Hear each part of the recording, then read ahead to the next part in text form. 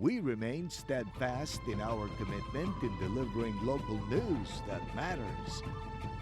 Stories that inspire.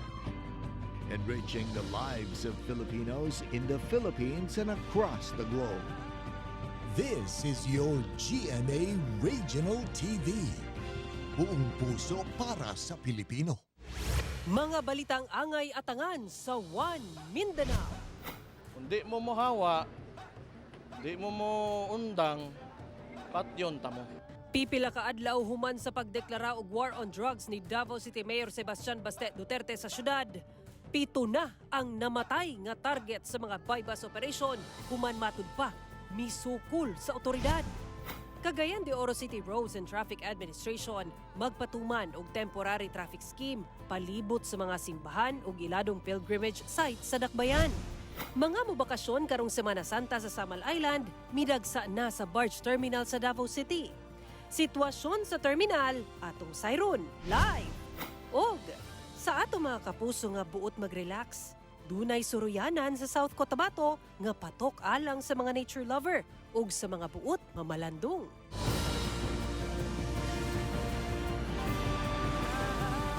Ito ang GMA Regional TV, One Mindanao.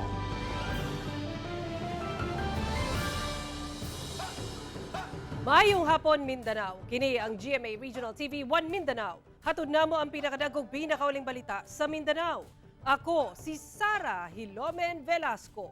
Live gikan dinhi sa GMA Davao Complex. Cyril Chavez, live gikan dinhi sa GMA Cagayan de Oro Station.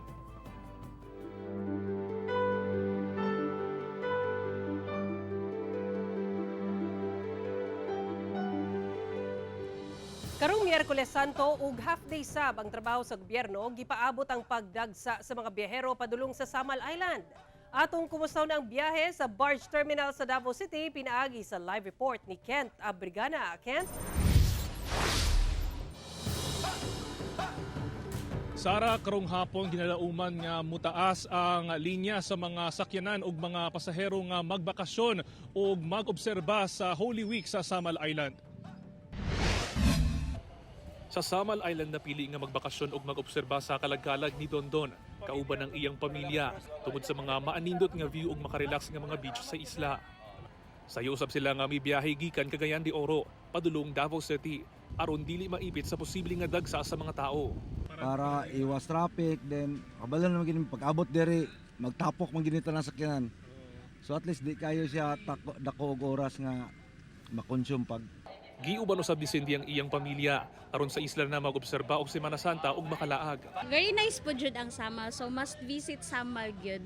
Sumala sa tagdumala sa maong barge terminal, dunay increase sa average nga ihap sa mga pasahero ug sakyanan nga nagabiyahe. Sukad nagsugod ang Holy Week kung asa kapin 700 ka sakyanan ug kapin 1,500 ka pasahero ang mibiyahe.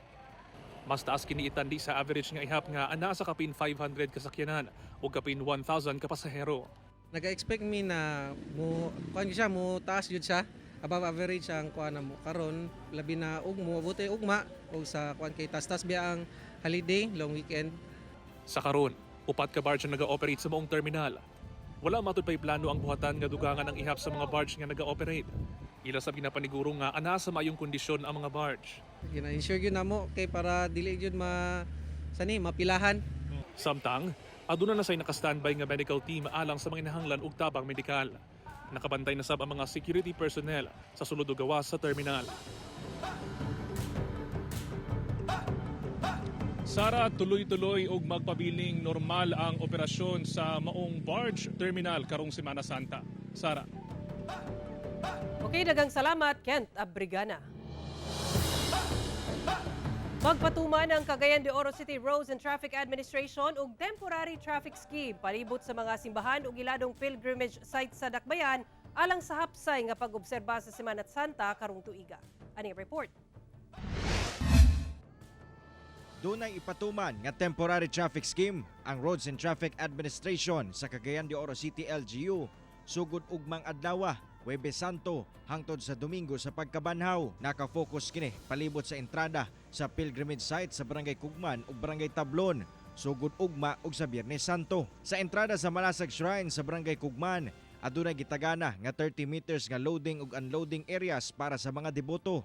Gitugutan sab ang parallel parking kilid sa National Highway apan gibawal ang pagpark 100 meters sa entrada sa shrine ug 200 meters at bang niini. Susama sab ang ipatuman sa entrada sa Guadalupe Shrine sa Barangay Tablon. Adunay ibutang nga signages sa loading and unloading area, no parking areas ug parallel parking area. Prepare na ang ato ang Traffic Enforcement Division sa pag-deploy no sa ato ang mga personnel. Dili kay gani kagahapong adlaw og kagabi no nagsugod na ang uban nga deployment nato sa atong uban nga mga personnel sa nagkadaiya nga mga lugar. Samtang aduna sa himuong traffic scheme palibot sa mga simbahan sama sa St. Agustin Metropolitan Cathedral ug sa Jesus Nazareno Parish. One lane lang ang abli sa CM Recto Avenue pabor sa entrada sa Nazareno Parish aron dili magdasok ang mga deboto. Samtang sa St. Agustin Cathedral, full lane road closure ang ipatuman sa Fernandez Street gikan Capistrano hangtod Chano Brothers Street. Capistrano Street bounded sa Gaerlan o Fernandez Street og Rizal Street gikan St. Agustin Street padulong Fernandez Street. Anyways, di lang po angay nga kabalakan no, sa atong uban nga mga kaigsuran kay naman tay mga traffic signs nga mo instruct sa ila. Kauban si Makoy Sempron sa kamera. Ako si Cyril Chavez para sa One Mindanao. Gipatuman sa Department of Health Region 9 ang Code White Alert status sa mga ospital sa Zamboanga City karong Semana Santa. Samtang nagpahinomdom ang Zamboanga City LGU sa mga ginadili sa Holy Hill. Dugang detalye sa report ni Efren Mamak. Gibutiyag sa Department of Health Region 9 nga andam na ang 7 ka DOH retained nga mga ospital sa Zamboanga Peninsula sa pag-obserba sa Semana Santa. Kinihuman gideklara sa DOH ang Code White Alert status sa tanang mga ospital sugod niadtong March 24 hangtod March 31. This declaration aims to ensure the health and well-being of the public during religious observances. Nagpaimangno sab ang DOH 9 nga magdala og tubig mainom ug likayang magpainit o galing mo bisita sa pilgrimage sites. Ilabi pa karon nga mas grabe ang init sa panahon nga epekto sa El Nino aron malikay sa heat stroke. Giawhag sab sa buhatan nga likayan ang pagpenitensya isip paagi sa panata aron dili matetanos ug maimpeksyon.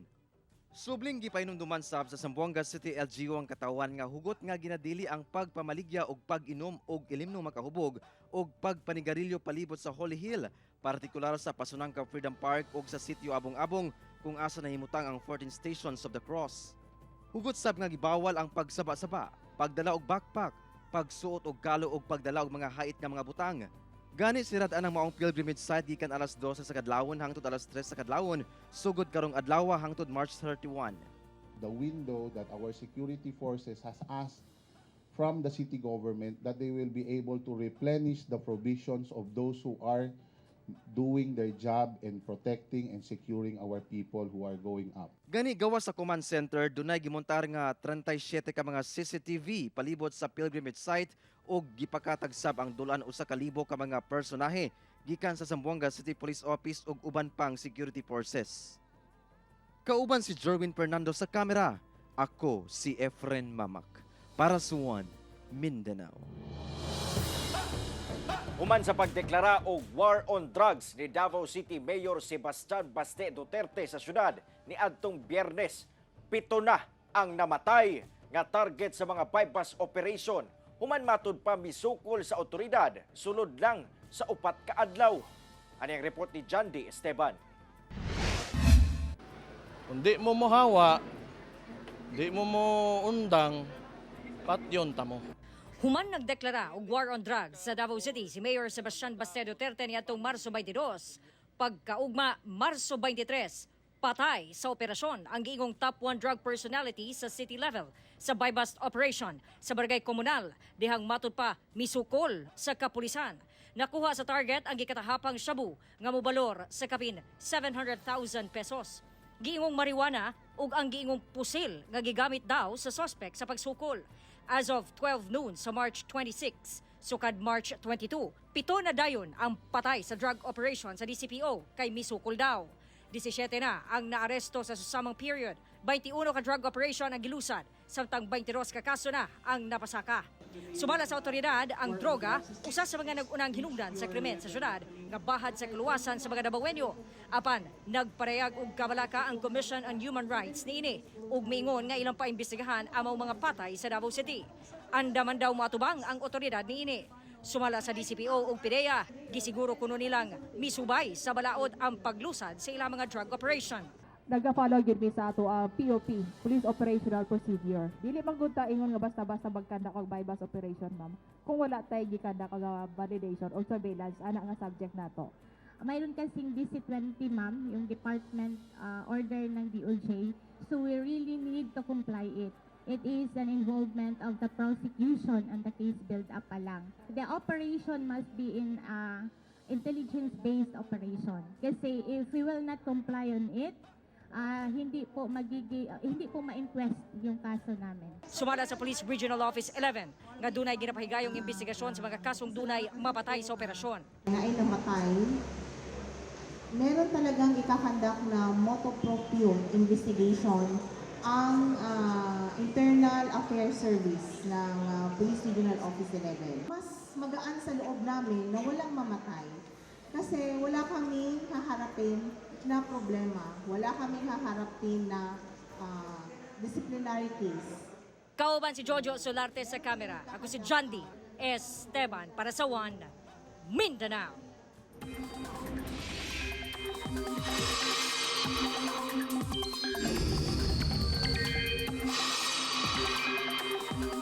Masinati gihapon ang grabeng kainit sa panahon sa halos tibok bahin sa nasud ug posibleng magpadayon kini hangtod nga matapos ang Semana Santa.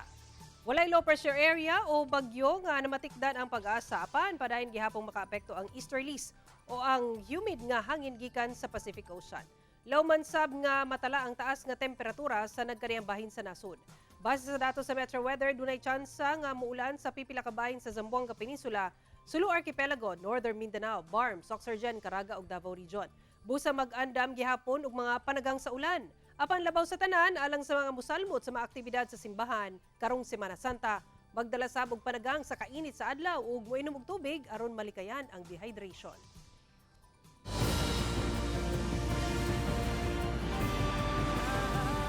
Ito ang GMA Regional TV, One Mindanao.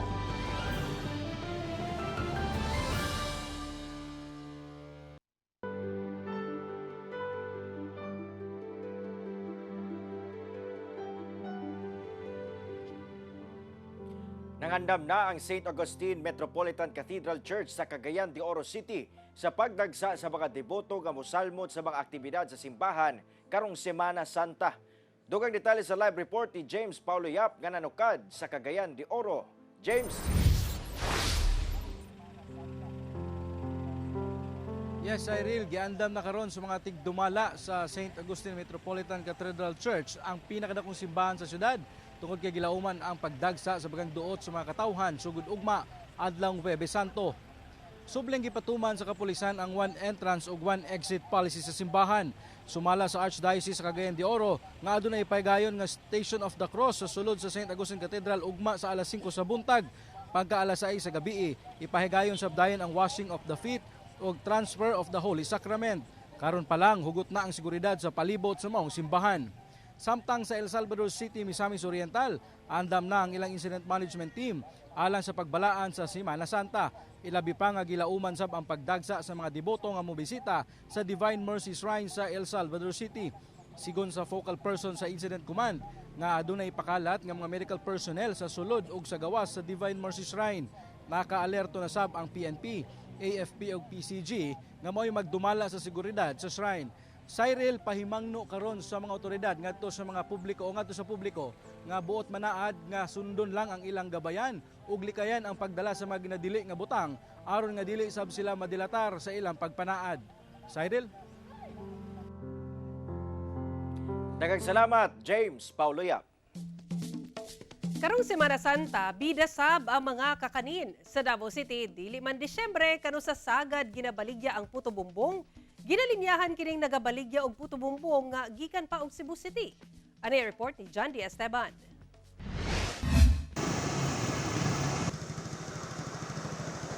Nagplastar na dinhi daplin sa karsada gawa sa simbahan sa Holy Infant Jesus of Prague Shrine sa Barangay Matina Crossing, Davao City ang mga negosyante nga buot mukita kay lauman ang pagdagsa sa mga debotong Katoliko sugod ugma Huwebes Santo nga magbisita iglesia.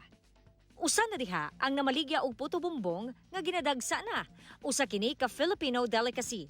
Talagsara ang nagabaligya ni ini karon ug sagad ra ginabaligya panahon sa Pasko. Usa sa namaligya si Wilmore nga gikan pa og Cebu City. Kada adlaw 15,000 daw ang iyang kita sa kadaghan sa mamalit.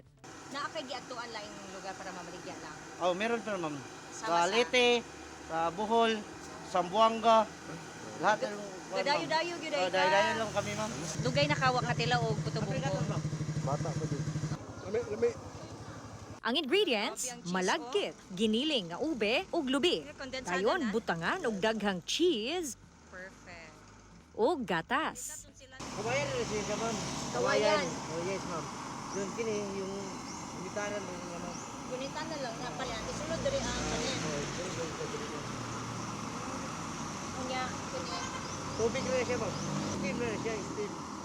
Kung saan pa kay balo nga, pwede na kuwaon. May bawal din siya ma'am. Maluto rin siya. Init ako. Magawa sa iyang aso diri. Aray, paraan niya ni ma'am. Magawa sa aso. Luto na siya. Nawa mga kapuso, nalumos na siya sa cheese o sa gatas tungod sa kadaghan, wala gyud gitipid. 100 pesos, upat ka puto bumbong.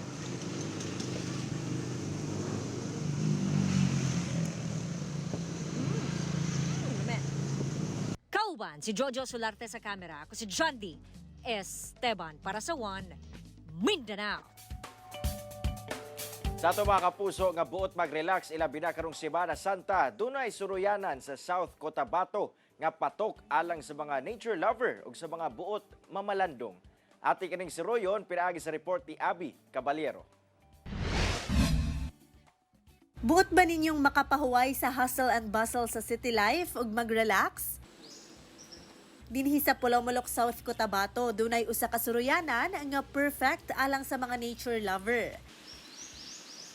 Nindot nga view, presko nga hangin ug bugnaw nga klima. Pipila lang kini sa mga pwede ninyong ma-experience dinhi nga perfect sab alang sa mga buot mamalandong karong Semana Santa. Sa milabayng tuig lang kini giablihan sa pamilya Chronic ngadto sa publiko. Duna sila'y mga tent ug mga bahay kubo alang sa mga buot mag-overnight. I just started building huts and building things just mainly for friends and family to come out and hang out with us. And Anaa sa 3 ka hektarya ang maong farm. Gipalibutan kini og mga punuan sa lubi og mga bamboo. Ang tubig sa lugar nagikan sa underground spring. Gani ginganlan nila kini og El Uma Lofu nga gikan sa pulong sa tribong Tibuli. Ang El buot pasabot tubig.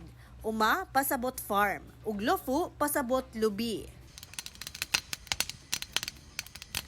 Paggabi, ingon ani kahapsay ang lugar. Pwedeng mag-bonfire o mag-food trip, kauban ang barkada o pamilya. for people who are new to camping, this gives them a full camping experience. So you grill your food, have whatever you want to drink, you can enjoy the tents, but mainly is nature sound. So we don't have any sort of amplified music here at all. Kauban si Bong Vicencio sa kamera. Ako si Abby Caballero para sa One Mindanao. Nanawagan ng taba ang pipila ka mga residente nga namuyo ilawom sa Marcos Bridge sa Cagayan de Oro City kay nakatakda na silang papahawaon tungod sa himong proyekto sa DPWH Region 10. Ani atong balitang barangay. Problema karon sa 17 ka magbanay nga nagpuyo ilawom sa Marcos Bridge nga sakop sa Barangay Konsolasyon ug Barangay 17 Cagayan de Oro City. Ang ilang kapuy-an kay nakatakda na silang papahawaon sa lokal nga kagamhanan. Hinoon ang uban mga benepisaryo na sa housing projects sa City Housing and Urban Development Department Kunchud. Apan wala pa sila namuyo tungod sa giingong nihit nga panginabuhian sa ilang relocation area. Busa ang ilang hangyo karon. Diya sa Boulevard, diya man gyud magbaligyan. Pila ra gyud ang ginansyahon. Nga kung among ginansya among iuli-uli sa among relocation wala na pud may puhunan pod. Sa kabahin sa task group demolition, kinahanglang papahawaon ang mga namuyo ilawom sa tulay tungod gawas sa kadelikado niini. Tukuran sab kini og proyekto sa kagamhanan. Hinoon mangita pa og paagi ang buhatan sa posibleng tabang nga itanyag sa mga papahawaong residente. Na yung mga uban ka kuan lugar og livelihood. So tanaw na to ug unsay atong asa sila pwede nga programa. But atong klarohon nga wala gyud tay mga cash dole out. No, kay of course mahimo siya og precedence. Matod sa DPWH Region 10, makaapekto sa integridad sa pundasyon sa tulay ang pagpuyo sa mga residente ilawom niini.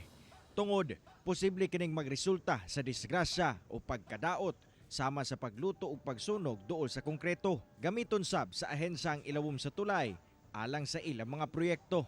According to pursuant to DO 73 series of 2014, mo siya balaod nga gipapasar sa DPWH na within sa road to way kailangan walay magstay, temporary man or permanent. So isa ni siya nga area nga di siya pwede. So ato ni siyang ipawala mga tao diri. Karong April 5, nakatakdang mo balik ang mga personahe sa DPWH Region 10 o Task Group Demolition sa lugar aron ipatuman ang pagpahawa sa mga residente sa lugar. Kauban si Makoy Sempron sa kamera. Ako, si Cyril Chavez para sa One Mindanao. Mga driver ug operator sa multicab nga gabiyahe sa pipila ka ruta sa Cagayan de Oro City nagreklamo na sa kanihit sa ilang pasahero tungod kuno sa mga bao-bao nga iligal nga nagapamasahero sa ilang ruta. Ang detalye sa report ni James Paulo Yap. Nadismaya ang mga driver ug operator sa Alae Puerto Multicab Association nga gabiyahe sa Barangay Puerto paingon sa Barangay Alae sa Manolo Fortich. Kay nihit na ang ilang mga pasahero tungod matud pa sa pagdaghan sa mga bao-bao nga iligal nga nagabiyahe sa susamang ruta. Gani nagpadala na sila og sulat sa Roads and Traffic Administration kon RTA aron maaksyonan ang ilahang problema. Sakit kay sa amo kay wala man gyapon nila kuan ang among mga petisyon o mga yango. Naabot naman ang petisyon diri sa barangay gikan sa DILG pero wala man gyapon aksyon. Bausab ang nasinati sa mga driver ug operator sa Puerto Hasaan Multicab Association kay tabla na lang matud pa ang ilang kitaon tungod ka kompetensya sab nila ang mga bao-bao. Dati nakakapag-uwi kami ng at least may pang 2 kilo kaming isaing. Ngayon wala na sir. Minsan nag-aabuno kami sa gasolina. Subay sa DILG Memorandum Circular 2020-036, gimanduan ang tanang local government unit nga ginadili ang pagbiyahe sa mga tricycle, pedicab, motorized pedicabs, lakip na ang bao-bao. Apan sumala sa mga nagreklamo, ang Barangay Puerto ang naghatag og pagtugot sa mga bao-bao driver nga mamasahero sa ilang lugar. Gani, aduna sila yung mga dokumento nga nagpamatuod sa ilang reklamo. Gipadangat sa GMA Regional TV 1 Mindanao ang reklamo sa buhatan sa Committee on Transportation sa Puerto Barangay Council. Apan sumala sa buhatan, wala sila nagtugot nga mag-issue og permit sa mga bao-bao. Nagpadagan ko karon og special investigation sir within sa akong group, sa akong team. Itungod murag di naman pud maayo nga asa na nagikan no nga mga permit or kinsay nag-sign ana nga permit. Aminado man sab ang pipila ka mga operator sa mga bao-bao nga illegal ang ilang pagpamasahero. Apan sumala nila, nanginabuhi lang sab kuno sila. Sa kadaghan na mo lisod na gid mapugnan sir, sa tinuod lang lisod na gid mapugnan, kinahanglan lang gid mo ang kasing-kasing sa atong gobyerno. Kasing-kasing lang ayaw ang mga utok kay kung utok lang mga bright kay mo. Sigon sa LTO, nagpadayon gihapon ang ilang operasyon kontra bao-bao. Busa nang hinaot sila nga undangon na ang pagpamasahero sa mga highway aron dili mamultahan. Kauban si Jaybird Pairat sa kamera. Ako si James Pauliap para sa One Mindanao. Mitanyag ang Department of Labor and Employment Caraga Region ug kapin 450 ka slots alang sa Government Internship Program alang sa mga nag-edad 18 kutob 30 anyos. Pinaagi sa Memorandum of Agreement, gisilyuhan sa Dole Caraga ug ubang local government units sa riyon ang pagpatuman sa Government Internship Program. Karong tuiga ana sa 454 ang slots nga gitanyag sa nagkaniyang ahensya sa gobyerno alang sa mga nag-edad 18 kutob 30 anyos nga makatrabaho sulod sa 3 hangtod 6 ka bulan. Dili kini nanginahanglan og educational degree. Sumala sa Dole 13, makadawat ang mga trabaho og inadlaw nga suhulan nga nasa 370 pesos. Apan sa May 1 kanu sa ipatuman ang second tranche sa daily wage hike, ana kini sa 385 pesos. Ana sa 23 million pesos ang gitagana nga budget alang sa mga programa sa riyon. Ning GIP program amo pag gining gi-localize meaning to say over and above sa budget nga gihatag sa Department of Labor and Employment, kami po sa local nga panggamahanan ng utang po may pundo madugang na 3 million para makahire po may dugang pang mga qualified individuals para mahimo po silang GIP.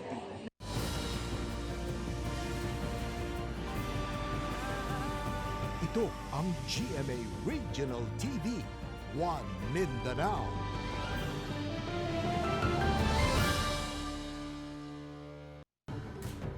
Miabot na sa 4 ang namatay sa whooping cough con pertussis sa Davao Region. Samtang gisiguro sab sa General Santos City Health Office nga dili mo kuyanap ang maong sakit sa syudad. Ari ang report ni Tony Humamil.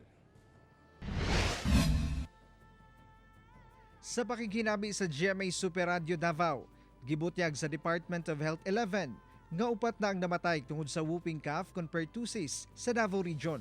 Nag-edad matud pa og 1-month-old hangtod 4-month-old ang mga biktima. Busag ipahimangnuan sa DOH sa mga ginikanan nga pabakunahan ang ilang mga anak susama sa pentavalent vaccine alang sa mga bata, edad 6 week, 10 week o 14 week old. Ang pertussis con whooping cough, usa ka makatakod nga sakit nga makamatay ilabi na sa mga gagmayng bata. Makuha kini pinaagi sa pag-ubo, sipon ug pag-atching. Nagasugod ang mga sintomas niini sa sipon, ubo ug lagnat, nga mulungtad o ganaa sa usa hangtod sa 2 ka semana. Ang yun, puntang nga wala pa sa katuig, kompleto dyan nila kabakot. Labaw na sa itong gitawag natong vaccine preventable diseases. Sa General Santos City, wala pa'y natalang kaso sa pertussis sa syudad karong tuiga. Apan dunay napulo ka reported cases na itong tuig 2023. Usa dinhi ang usa ka 4-month-old nga bata. Hinoon nagnegatibo ang 7 human matest, samtang ang 3 wala na test apan closely monitored. This year, wala pa tayo naitala na kaso na pertussis. Usually kapag may kaso na pertussis, gina-monitor yun na siya, especially sa City Epidemiology Surveillance Unit o sa itong local government unit. Gina-make sure na dili na siya magkalat sa community. Gina-adtuan din na siya sa barangay. Bisa na ini, naalarma gihapon ang buhatan, ilabi pa nganing bag-uhay lang. Nagdeklara og state of calamity ang Iloilo City gumikan sa nahitabong outbreak sa pertussis. Busa nagabiso ang CHO Jansan sa mga residente nga dayong magpakonsulta kung mamatikdan ang klase nga ubo sa ilang mga anak aron masuta. Para ma-verify kung na-adjud kay pertussis, kinahanglan nag-sample ang laboratory para ma-test kung naay bakterya na nagakos sa pertussis. Labing maayo sab nga batasunon ang proper hygiene sama sa paghugas og kamot, pagsuot og mask ug likayan ang daghang tao. Gani ang ginikanan nga si Mario Almasin. Ginapasuot gayud og mask ang anak ilabi na kung mo eskwela. So dili siguro nato pagkauson ang mga bata sa karon kay para kuan pud ang mga bata, safe pud ang bata pud o magmaster karon sa. Doon na matud pa scheduled vaccination matag Miyerkules sa mga health center o rural health unit sa Jansan. Nagabalay-balay sab ang mga health worker alang sa dili makaadto sa health center. Kauban si Bong Vicencio sa kamera. Ako si Tony Humamil para sa One Mindanao. Nangandam na ang St. Francis Xavier Parish sa Davao City alang sa Pasyon ni Jesucristo. Gibutyag sab sa simbahan nga ang ilang mga ginapili nga mahimong karakter, mga wala kaayo masayod sa kinabuhi ni Jesucristo. Dugang detalye sa report ni Kent Abrigana. Dinhi sa Tibungko, Davao City, nagsugod na og pagpangandam ang St. Francis Xavier Parish alang sa Passion of Christ karong Semana Santa. Ang 66 anyos nga ex-military nga si Manuel, 4 ka tuig na nga nagatiman og nagapreparar sa mga imahe ni Jesucristo, Birheng Maria ug sa krus nga ginagamit sa simbahan matag Kwaresma. Tabang gyud ko diri sa tanan nga mga gibuhaton. Pagpreparar sa tanan nga mga dadunon sa pari, plaster sa simbahan, tanan. Usa matud pa kini sa iyang mga panaad, isip pagpasalamat, ilabi pa nga nakahuman sa pag-eskwela ug naka-abroad ang iyang mga anak. So karon akong gibalik sa iyang pasalamat muna nga di agi ko nagpa pasalamat ko sa Ginoo nga ginugwayan po niya kinabuhi. Sumala sa tagdumala sa St. Francis Xavier Parish, andam na sila sa ipaigayong mga aktibidad sugod sa Holy Thursday hangtod sa Easter Sunday. Matod sa simbahan, lahi ang ilang paagi sa pagpili sa mahimong Jesucristo ug ubang karakter. Kasagaran matod pa sa ilang mga ginapili mao ang mga individual nga wala pa gayud masayod sa pulong sa Ginoo. Pinaagi matod pa niini, Maawag sab nila ang mga individual nga tumanon ang mga ginatugon sa Ginoo. May mga karpentero, mga drivers, dili actually mga lumilihok na sa simbahan katong mga unchurched nga dili tigsimba. Wala yung ginakuha sa simbahan para at least makita nila nga mo ni siya ang kinabuhi ni Kristo. Hinoon, ginasiguro nila nga luwas ang mga musalmot sa pasyon. Naay magpasaan sa krus. Pero dili itong bunal-bunalan. Wala na. Pasaan lang na sila, pasaan lang. Tapos pagkabusa sa station, naay magbasa, basahon kung unsa nitabo anang station. For every station, there is a meaning of Jesus nga unsay gibuhat niya itong panahon na. Nangandam na sab sila sa sugat karong Domingo sa pagkabanhaw. Magsugat na sila ni Mama Mary o si Jesus Christ. Naay magsugat na sila. Which is may presentation po ba? Presentation, that is a presentation. Which is asama. Karon nga nagadaghan na ang mga distraksyon sa pagtuo. Matod sa simbahan, importante nga mapadayon gihapon ang tradisyon matag Kwaresma. Lang yun nga to na siyang kanon kay wala man tay laing gisaligan kundi ang ato ra magyong Ginoo.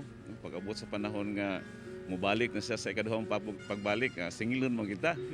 Kauban si Melco Minares sa kamera.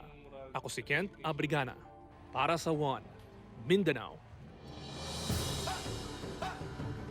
Nasakbit sa Bureau of Customs Cagayan de Oro ang upat ka mga giingong smuggled nga sakyanan gikan Japan nga mobalor og 6.7 million pesos. Matod sa Bureau of Customs Region 10, gideklara kaning 55 ka mga package nga mga used auto spare parts apan diyang gipahigayon ang full physical examination sa mong shipment. Nasayran nga sakyanan di kini nga nagkantidad og 6.7 million pesos ang upat ka mga giingong smuggled vehicle nga gikan pa sa nasod Japan. Gilayong nagpagula ang BOC og warrant of seizure and detention kung WSD tungod sa paglapas ni ini sa Section 1400 in relation to Section 1113 sa Customs Modernization and Tariff Act. Padayon pa ang investigasyon sa otoridad aron masuta kung kinsa ang nanag-iya sa mga sakyanan. Alang sa atong mga kapusong Katoliko karong Semana Santa, mamalandong kita sa sakripisyo ni Hesukristo alang sa atong kaluwasan. Og karong taas-taas ang bakasyon ato sa hatagan og higayon nga makabanding ang atong mga kabanay og higala og magkita-kita kita balik karong Lunes. Mao kadto mga uleng balita sa Mindanao karong adlaw. Mamahimo ninyo kining makita pag-usab pinaagi sa pagbisita sa official website sa GMA Regional TV o bisita ang among official YouTube channel og i-click ang subscribe button para sa pinakulahing balita. Daghang salamat sa atong mga kapuso sa Mindanao nga nagalantaw kanamo ug sa atong mga kapuso abroad.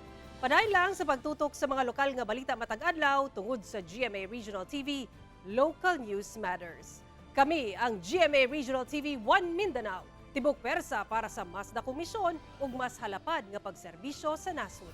Have a meaningful and blessed week, mga kapuso.